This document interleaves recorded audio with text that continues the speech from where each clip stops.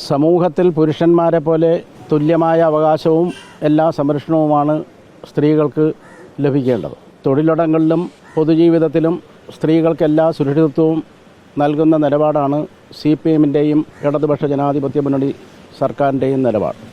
ഇപ്പോൾ സിനിമാ ലോകത്ത് ചില വെളിപ്പെടുത്തലുകൾ വന്നിരിക്കുകയാണ്. ഏത് വെളിപ്പെടുത്തലുകൾ വന്നാലും ഏത് പരാതി ലഭിച്ചാലും ഫലപ്രദമായ അന്വേഷണം നടത്തി വസ്തുതകൾ പുറത്തു കൊണ്ടുവരാനും കുറ്റവാളികൾക്കെതിരെ കർശനമായ നിലപാട് സ്വീകരിക്കുക എന്നുള്ളതാണ് CPM-ൻ്റെ നിലപാട്. കേരളത്തിലെ LDF-ൻ്റെ നിലപാട് കേരളത്തിൻ്റെ മുഖ്യമന്ത്രി തന്നെ കഴിഞ്ഞ ദിവസം പരസ്യമായി പ്രഖ്യാപിച്ചു കഴിഞ്ഞിട്ടുണ്ട്. ആദ്യം ഒരു ആരോപണം ഉയർന്നു വന്നു, അതിപ്പോൾ പരാതിയായിരിക്കുകയാണ്. മറ്റൊരാൾ സെപ്റ്റംബറോടുകൂടെ തിരികെ നാട്ടിലെത്തും. ഇന്ന് രാവിലെ മറ്റൊരു ആരോപണം കൂടെ വന്നിരിക്കുകയാണ്. അപ്പോൾ നിരന്തരം ആരോപണവും പരാതിയും വന്നിരിക്കുന്നു. പോലീസ് കേസെടുക്കുന്ന നടപടിയിലേക്ക് കടന്നിരിക്കുന്നു. അപ്പോൾ ആ ഒരു സാഹചര്യത്തിൽ ഒരു ജനപ്രതിനിധി എന്നുള്ള നിലയിൽ അതിൽ നിന്ന് മാറി നിന്ന് അന്വേഷണത്തെ നേരിടണം എന്നുള്ളൊരു അഭിപ്രായം അങ്ങനെ എന്തെങ്കിലും ഉണ്ടോ? ആരെ സംബന്ധിച്ച് ഏത് ആക്ഷേപവും ഏത് പരാതിയും വന്നാലും അത് ഫലപ്രദമായി അന്വേഷിക്കും എന്നുള്ളതിൻ്റെ വ്യക്തമായ തെളിവാണ് 4 വനിതാ IPS ഉദ്യോഗസ്ഥർ അടക്കമുള്ള ഒരു ടീമിനെ നിയോഗിച്ചാണ് വന്നിട്ടുള്ള ആക്ഷേപത്തെ സംബന്ധിച്ചും പരാതികളെ സംബന്ധിച്ചും അന്വേഷിക്കുന്നതിന് ഗവൺമെൻറ് തീരുമാനിച്ചിട്ടുള്ളത്. ഏത് കുറ്റകൃത്യമുണ്ടായാലും കേരളത്തിൽ ഫലപ്രദമായി അന്വേഷിച്ച് കുറ്റവാളികളെ കണ്ടുപിടിച്ച് കർശനമായ നിലപാട് സ്വീകരിക്കുന്ന LDF-ൻ്റെ നിലപാട് തന്നെയാണ് കേരളത്തിൽ മുന്നോട്ട് പോകുന്നത്. ആ നിലയിലുള്ള നിലപാടുമായിട്ട് പാർട്ടിയും മുന്നോട്ട് പോകും, സർക്കാരും ആ നിലയിൽ തന്നെയാണ് മുന്നോട്ട് പോകുന്നത്.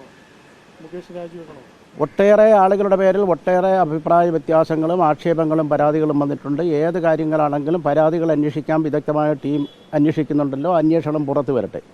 ഒരു കാര്യം കൂടെ, ഈ കാര്യങ്ങളൊക്കെ പറയുമ്പോൾ തന്നെ ഈ സിനിമയുമായി ബന്ധപ്പെട്ട നയരൂപീകരണത്തിൽ പോലും മുകേഷിന്റെ പേര് ഉൾപ്പെടുത്തിയിരിക്കുകയാണ്. അപ്പോൾ അത്തരത്തിൽ ആരോപണ വിധേയനായ ഒരാൾ അതിൽ നിന്ന് മാറി നിൽക്കുന്നതല്ലേ ഉചിതം?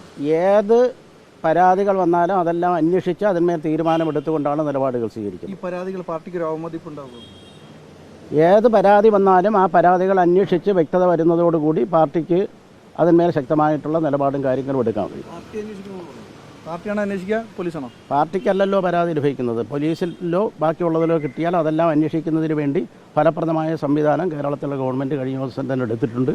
മുഖ്യമന്ത്രി ആ നിലയിൽ വ്യക്തമായ നിലപാട് സ്വീകരിച്ചു. പാർട്ടിയിൽ ചർച്ച ചെയ്തിട്ടുണ്ടോ ഈ വിഷയം? പാർട്ടിയിലൊന്നും ചർച്ച ചെയ്യേണ്ട ഒരു ആവശ്യമുണ്ടോ?